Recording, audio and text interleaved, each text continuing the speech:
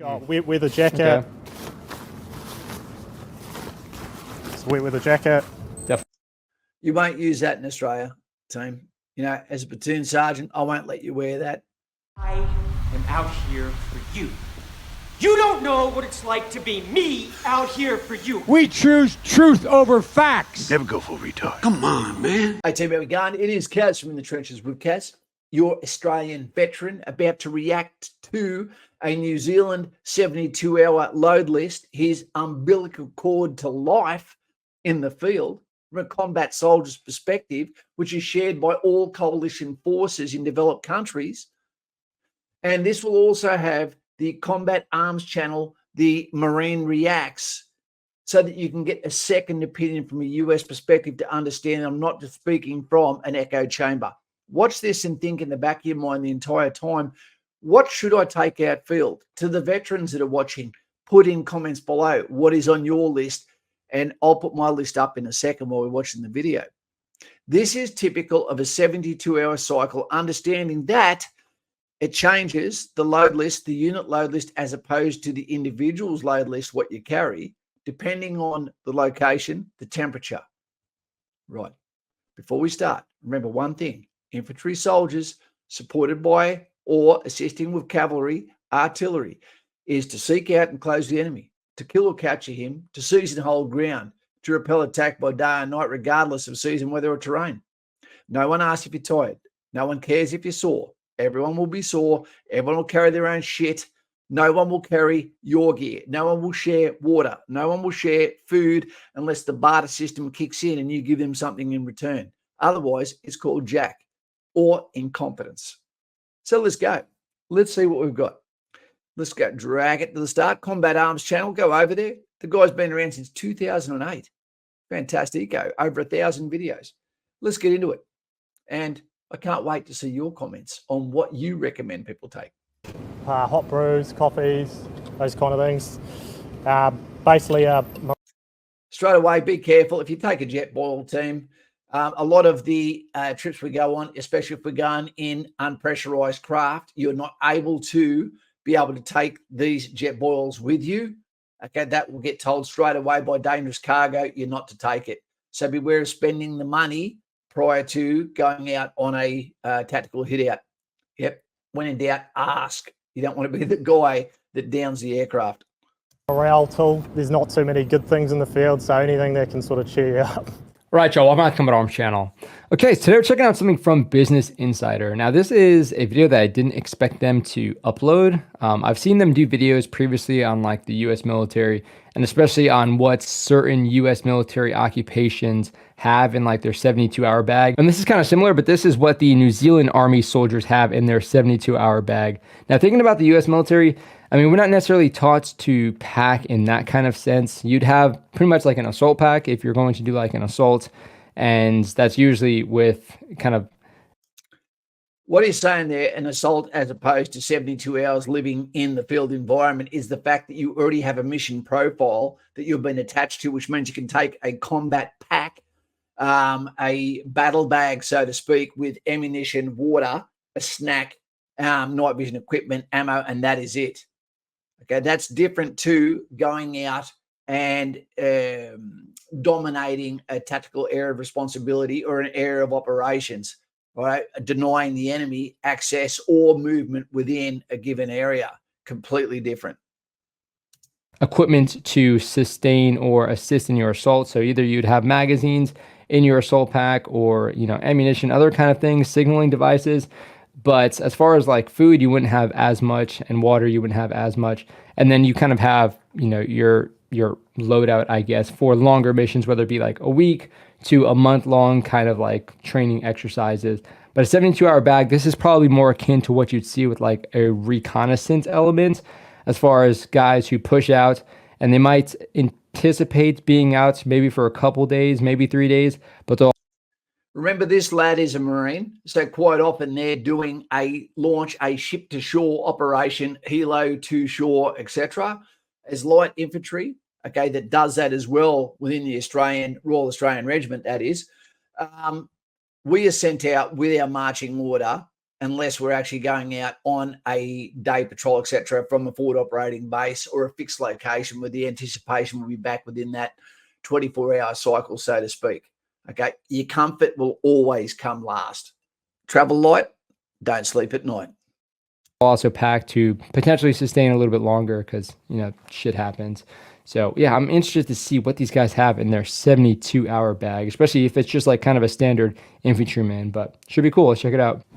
We call it a veil or like a micro ghillie, and it essentially breaks up the triangles of your shoulder line, your head there, that the human eye tends to pick up. My name's Bombardier Sam. I'm with Artillery. So this guy's an artillery observer, which means his role is a signalman, not a combat soldier, so to speak. His weapon, okay, is his radio. He will be on a gunfire net, and think of him as like an indirect fire sniper, so to speak. And he'll normally have a team of 2 to 3 people, and they'll travel organically with another fighting unit that provides them protection. Yep. the New Zealand Army with 16th Field Regiment as a Joint Terminal Attack Controller, and this is what I'd take on a 72-hour patrol. Okay, so he's a JTAC. So JTAC, again, kind of like a forward observer role. I don't know necessarily how long they anticipate going out or how long they kind of traditionally pack for. Without going too far in the weeds, remember they are a commanding officer's asset. They will be given to a call sign, which was most likely going to be in direct contact with the enemy, right? So this is a company asset, battalion asset that has been passed down to a company that is now allocated that to company or platoon.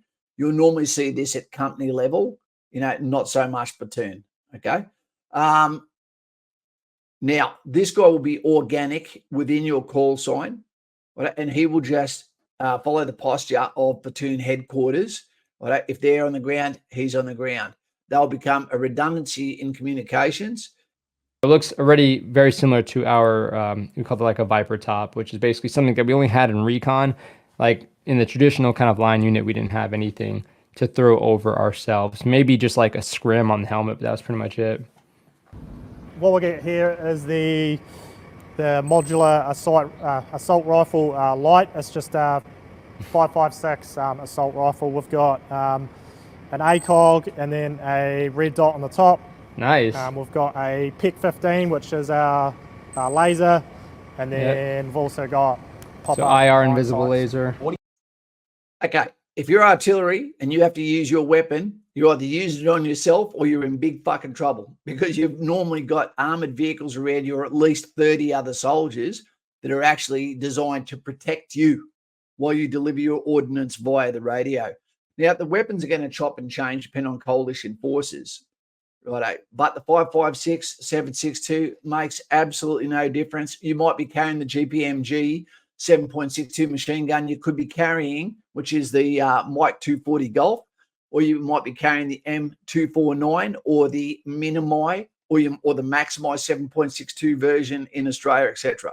You won't get to choose the weapon you carry. That will be allocated to you via your skill set, which every soldier needs to be able to carry as well as be able to operate. Okay, this should be a warning to any woman that wants to join infantry that this pack, you know, is standard. The weapon is standard. You don't get to choose what you want. You don't get to all of a sudden choose politics because you're the weaker gender and tell us, oh, I shouldn't have to carry that because I'm a female. You're expected to be able to carry everything, as well as do a pack party. If there's an assault and someone has to carry 2 packs, you have to be able to do that as well. 2-pack, black wrapper. There we go. You have sort of wrapped around it there. What's all that green stuff? It's just the wrap to sort of break up the shape of the rifle. Now that I look at it, his hand is like pretty beaten up. So he's probably been in the field for a little bit. So I'm not sure how excited he is to be doing this video. But yeah, you can tell the camouflage is put very well on. He can still flip up his iron sights. It's not affecting or impeding the view from his scope or his RMR here. And of course, not in front of his laser or messing any of the controls. Oh, and an ambidextrous if you're bolt operating release. in close quarters or in close proximity, if you just had a standard black rifle, it would catch the eye and you're more likely to get detected, essentially. Here we've got the helmet. It's got the MVG mount. It's got Nice a MVG mount red as light, well. IR strobe, and A then Wilcox counterweight for G24 or the, something. The important thing about this helmet to note is the fact that the night vision mount at the front, but mostly the counterweight on the back. Okay, the amount of weight you're going to have on, the anterior, the front of your head needs to be counted by the counterweights on the back of your neck. So it's important to do resistance training because that will also assist with the strengthening your neck for wearing a helmet. The problem is the helmets cause 99% of soldiers balding. So I don't know what it does to the gals, but there we go. And then quick reference there, my morale, is dependent upon, some of the things I've got here. Salami. I don't carry food per se because I try to keep my weight down as much as I can. Pepperoni, it doesn't go off. You can keep chewing it. It's great. It tastes awesome. It doesn't seem to go off, that is. And I choose pepperoni or Danish. Other than that, I go for lollies, and that is for a sugar substitute when you feel like you're sucking off the invisible man, falling asleep, and when they're still got to get the work done, and cheese and noodles. It'll block up your 6 o'clock, but at the same time, the noodles and the cheese mixed together with the soy sauce from the ration pack is primo. If you carry rat packs, man, you are adding kilos of weight. Don't be a fool. vision. You could wear it all day long. It's not too bad. You might get a sore neck after a wee while, but here we've got the battle belt. I've got a football gameplay kind of thing, and I can just quick reference that. It's just got pertinent information, and then well, here I've got like a CAS brief, so close air support brief, and I'll just have there, if I needed to reference it, I've seen that before, sort of fill it out but on the run, I don't always have the time to pull out a notebook. And never used one I can just myself. quickly scribble something down on it. Standard K-bar. It's a good idea. K-bar knife. Nice. GPS. The Tonto just chuck blade. it on your wrist just for a quick reference. Yep. The GPS is a fantastic thing to have regardless of who you are. It weighs next to nothing. And basically, although navigation is a responsibility of platoon commanders, section commanders, 2 ICs that can be stepping up into that two up command position, it is great that someone or everyone can have a GPS system there, regardless of it being the potential to be blocked, so that the signal anyone can say to a medic when he says, what is the grid? For contact, what is grid? That the nearest person can simply go on their personal roll radio and be able to actually explain or say out loud to the SIG, contact, wait out, contact, grid, blah, blah, blah, blah, blah. That doesn't need to be encoded because the enemy actually knows where you are already. Some of the equipment I'm talking about that I always take is a knife. You use it all the time. Head torches, so you don't have to have it in your mouth and end up with some cat's bum, or by having orders written down for 4 hours with a torch in your mouth, the rust. The mozzie repellent, take your own. Your skin won't melt, and you will goddamn need it. That way you don't have to take a mozzie net either. I've had malaria, guys. It's not good. Umbrella, fantastic for blocking light. It's fantastic for putting over your gear. If you're not setting up a hoochie, it's good for sitting over a gun while you're actually on picket to protect it from moisture, etc. It's great for taking orders. And again, being able to sit in a position, where you can keep dry when you can. Electric razor, if you're not shaving every day, and there's always going to be an opportunity within the life cycle of the infantry soldier who's looking for a fight to have an electric shave instead. Undershirt keeps the mozzies away a bit, captures the sweat. Also, that becomes your warm weather gear. You're not allowed to wear jumpers while you patrol. You're not allowed to wear raincoats while you patrol. Explorer socks, they're fantastic. If you don't get a sock resupply for 3 months, 6 months, like has happened with me before, then these will last you a little bit longer than the army sock. Panadol is always good. Whack some of those in each day to keep the dehydration headaches away. Chalk-based cam kit, I always use that so I don't get that filthy porn star sludge on my face. You can buy that online. The chalk base, you can't even feel it on your skin, doesn't come off as quickly either. And if I went out again, I'd take a camera to capture those moments. I absolutely would. I had a Jippo in Egypt steal my last tactical camera, and I had over 1,000 photos. Kills me, absolutely kills me. What would you take? Put below in comments what you'd recommend. Not leaving home without. Let's go. Those are Individual clutch. first aid kit. So if this is just for me only, and then I can, whoever, Nice. if I get injured, they can just quickly pull it off and get to whatever material needs. So I've got extra tourniquet. I've got Israeli You say tourniquet? Yep. I mean, I know it kind of looks French, but tourniquet. I've got Israeli. Funny enough, it used to be a teaching when I first got in the military. There is no circumstance that you can ever or should ever use a tourniquet. And you're going, what about when you've got a catastrophic amputation from a mine or from a weapon system or from an accident? You absolutely should have tourniquets. They save lives within the golden hour. That med kit is just to get you through the golden hour until a combat medic gives assistance or you're getting backloaded through some sort of casevac. That's all it's designed to do. Bandage, Interesting. and then we got chest seals. So if you get shot in the chest or something like that, Obviously, Yep. like 2 of you're not a them, medic, good. But like you have a lot of first aid training, right? yeah, we have like upgrade medical courses. So like a combat. the contrast with his white combat teeth and his lifesavers face course, so you paint is just pretty get funny. A little bit extra training. Or like just basic combat medical care. Yeah, it's just a bit more than what you would get taught just out of basic training, pretty much. Yeah. Combat first aiders, they travel. We don't get medics come out with us. Combat first aiders normally come from Armoured Corps, come from artillery, come from infantry. So you've already got someone who's fully qualified. It's a parallel course that you can do and nominate to do, which allows you to put giving sets in to be able to carry morphine, etc. All of those things to, again, just try and get you to some sort of stabilization or pain relief prior to the actual Corps medics taking over after tactical backload. Yeah, just got night vision. So just try and keep that on you the whole time. Oh, nice. And the dual tube. These guys have some nice Ideally kit. not in your bag, so if you forget it or leave it, then you can't operate at night. I don't know about those Is condor that gloves, attached though. to your helmet? Yep. Gloves, be careful of using them. You know, we seem to be steering towards gloves at all times. If you use gloves in tropical environments, especially in high humidity areas, your hands will fall apart. Be careful of those.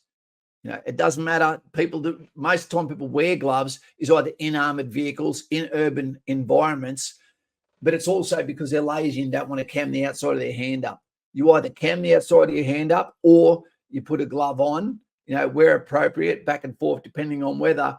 Because if you're patrolling with a weapon like so, you know, and the only thing that is basically white, not trying to be racist here, is just that hand in the middle of the jungle, which sits pretty much in the center of the scene mass, that's where the enemy's going to be aiming.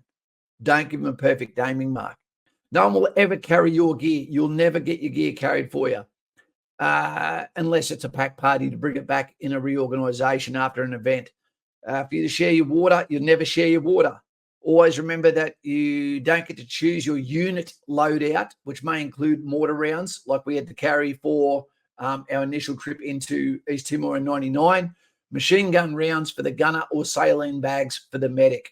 And you will get your med kit will get used on you, not his med kit used on you. So remember that.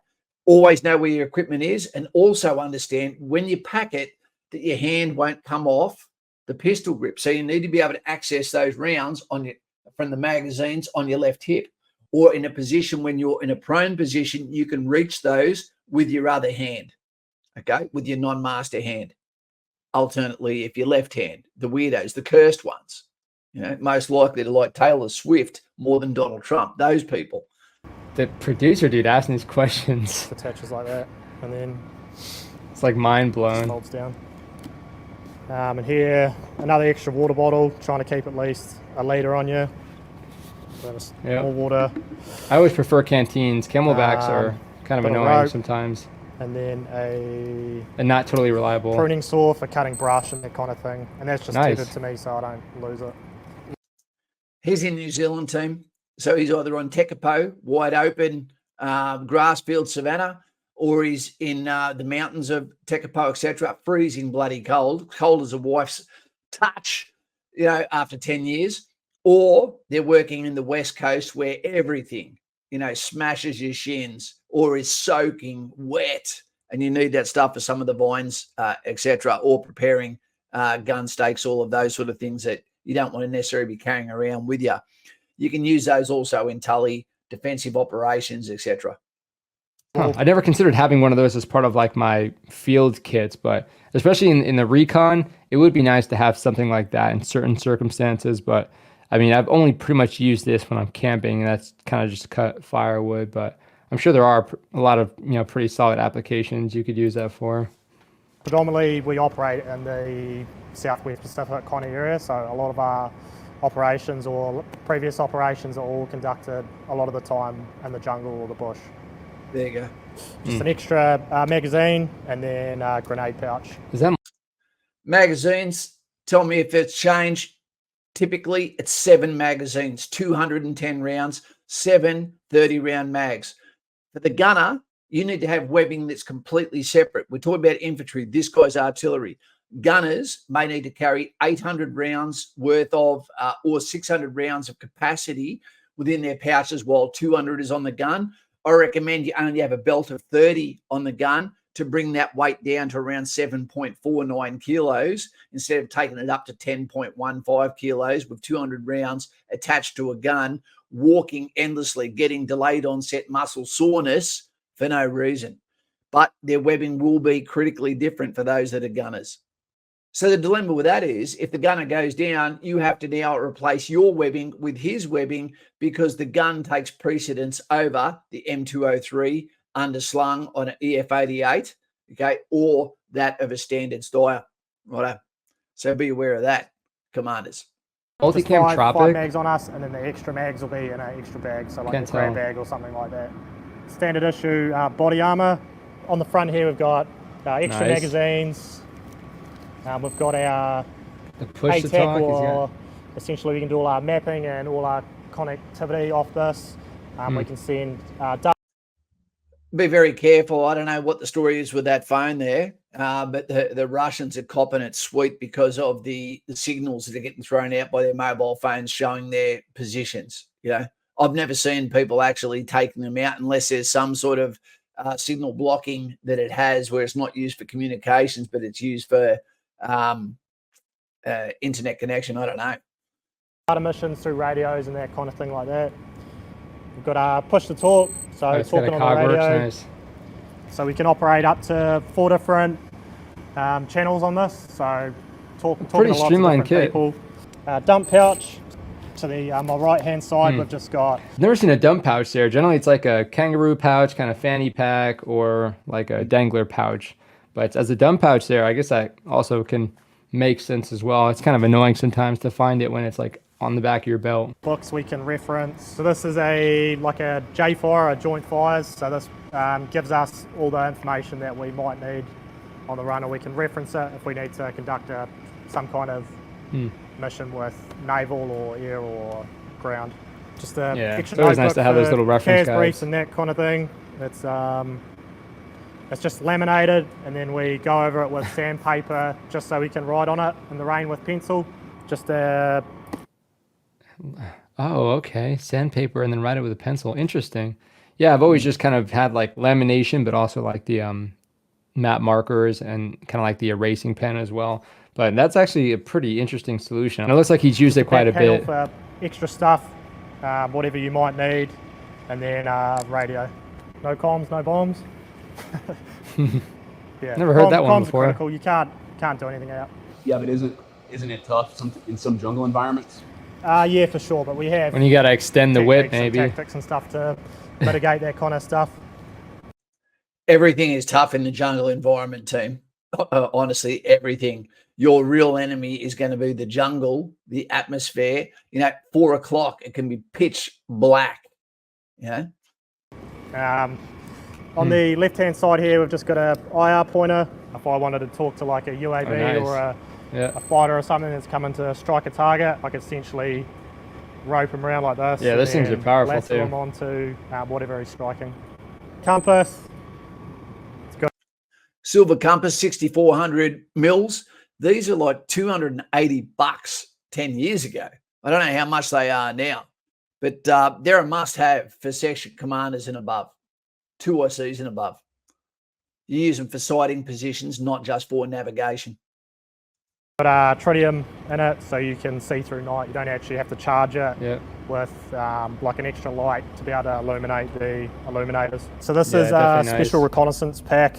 It's essentially a 70. That is a nice freaking pack, and a little freaking wide, but I guess that's more preferable to having like a taller pack, I guess. Not necessarily. A taller pack, thank you very much, Marine Reacts. There's no branches on a tree in the jungle. If you're in close country, what you need to be aware of is the canopy has all of the branches. So if you're a scout like I was, or you're in a static position and you want to see if the enemy are coming your way, then what you do is you look at the canopy, and if you see any movement there, you know someone's on the way. Same deal if they smoke. You'll smell that an hour later.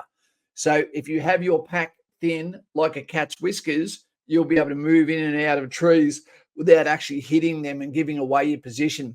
The wider your pack, okay for open country, but be very wary of giving yourself away in close country.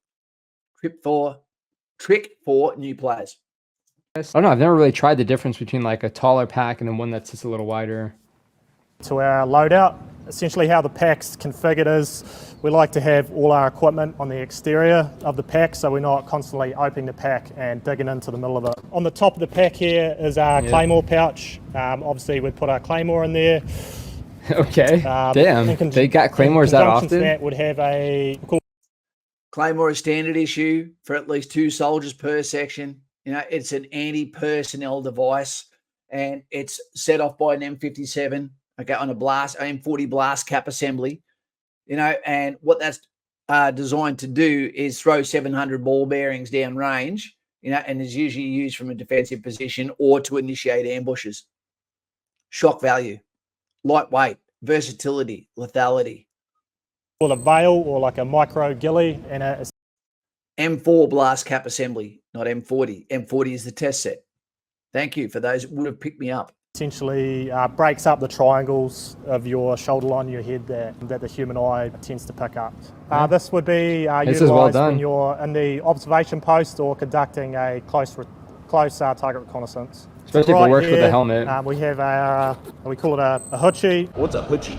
A hoochie is essentially a TP tarp that we utilise in the field to keep the rain off our heads. On the pack itself, we like to keep all our water located on it, so we're not drinking the water from.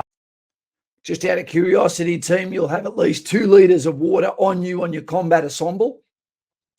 And in your pack, you'll have at least 6. So 8 is the minimum you'll have as an Australian soldier. However, unit load lists, again, on one of the trips to East Timor, the standard unit loadout was 20 litres per person, which means to you, you were carrying 20 kilos of weight before you actually put anything else in. Yep, 20 kilos was the start weight. Our webbing, just if we have to go on the run or some sort, we're not drinking all the water that's already on us. On the side here, we just got wet weather jacket. Okay. It's wet weather jacket. Definitely. You won't use that in Australia, team. You know, as a platoon sergeant, I won't let you wear that. You know, if you're in a harbour position and we're there for a long halt or overnight, you might be able to get away with wearing it. That's why, again, I say take the little umbrella. Yeah. Not to walk around the position, but to put it on you when you're static. Yeah. Because you'll overheat. Quite nice to have. And wet weather pants. I would almost never have both of them, to be honest, unless it was like actually part of the packing list for whatever we were doing. But yeah, the top is good to have.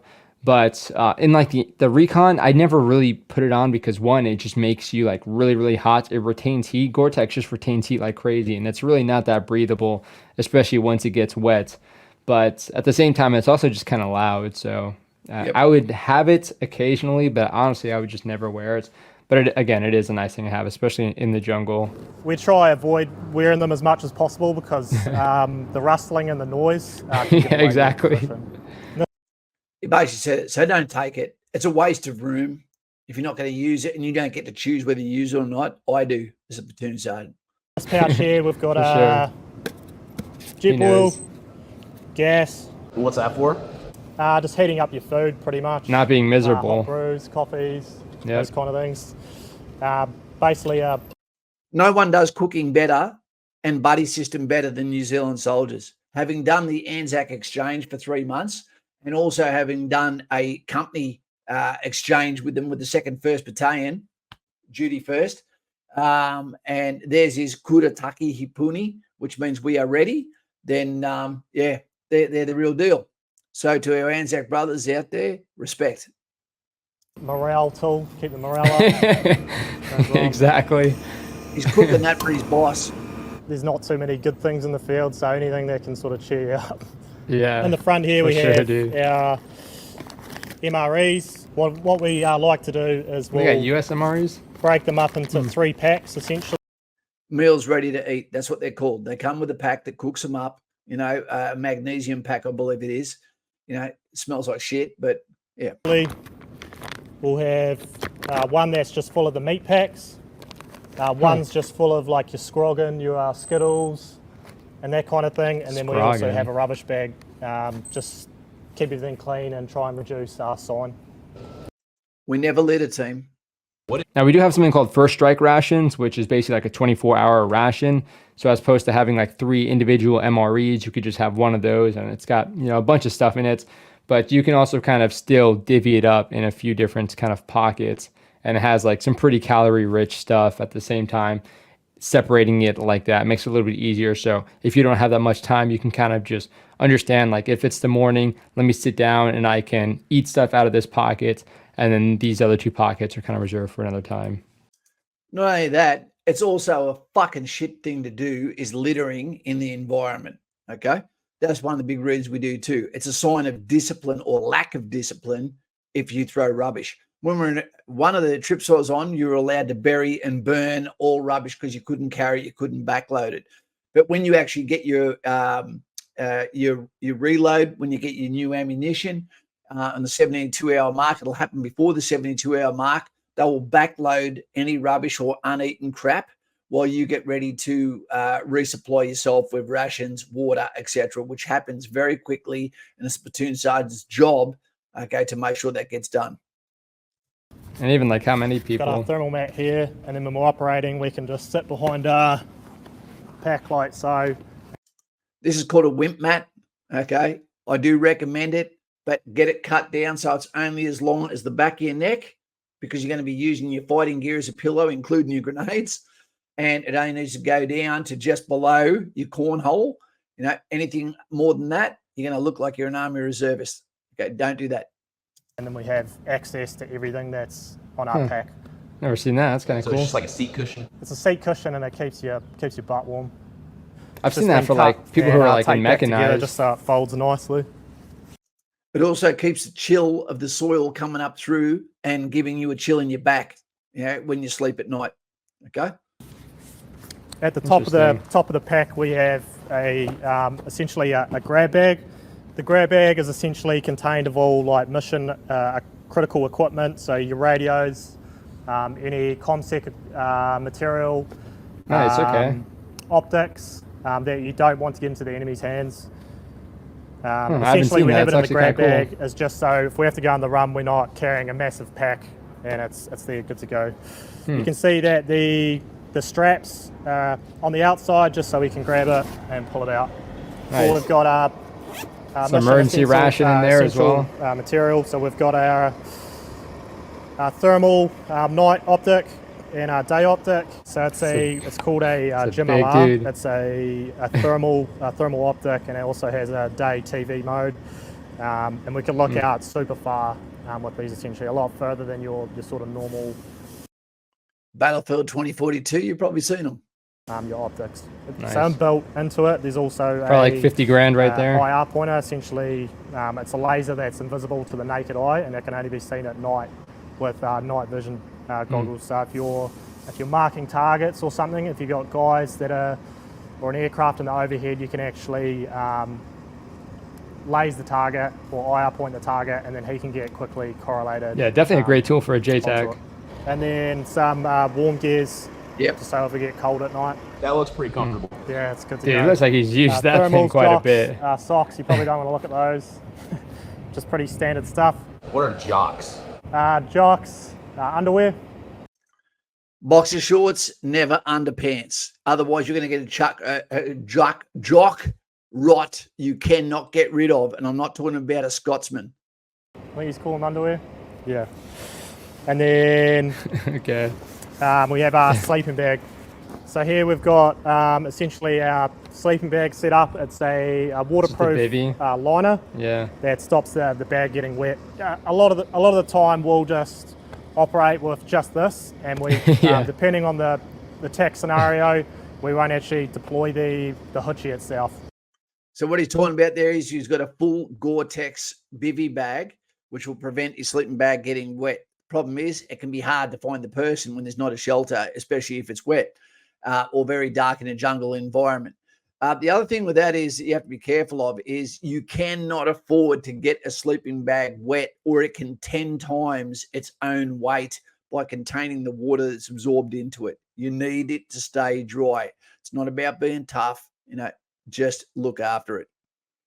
Yeah, so the bivvy honestly is probably the most important thing to just not be like miserable when you're trying to sleep. I've pushed it to the limits and only had like a poncho liner or like a wibby, and oh my gosh, everybody was just like, dude, we feel so bad for you. I'm like, well, I'm just the idiot that wanted to travel a little bit lighter, so here I am trying to use this thing. It just got really cold, and there was no kind of like, it didn't keep the wind off me, it didn't keep any moisture off me. I recommend a hoochie every time, team. I do. And the funny thing is, everyone that uses a bivvy bag, let us know in comments if it's happened to you, has the time where you roll over in the middle of the night and all of a sudden you can't find the zip anymore. You get stuck, and the screams that can come out of a grown man who's locked himself inside his Gore-Tex bivvy bag, is it's terrifying when you hear it, but you'll get laughed at for the rest of your fucking life. Believe me. It was just rough. So having the bivvy like he has there, yeah, that's definitely one of the most important things, I would say. And then again, we like to order it and how we're going to use it. So when we're jumping into our bag, when we're soaking wet, we try and avoid that. So we'll have dry equipment so we can jump in. So take your wet pants off, chuck some dry pants on, and that's just standard issue jungle bag. And that's everything I'll take on a 72-hour mission. So is it a rook? There we go. Well, let's call that an end there because this is going on way too long. So at the end of the day, team, find out through experience what are the little things that you can't live without that give you a little bit of morale.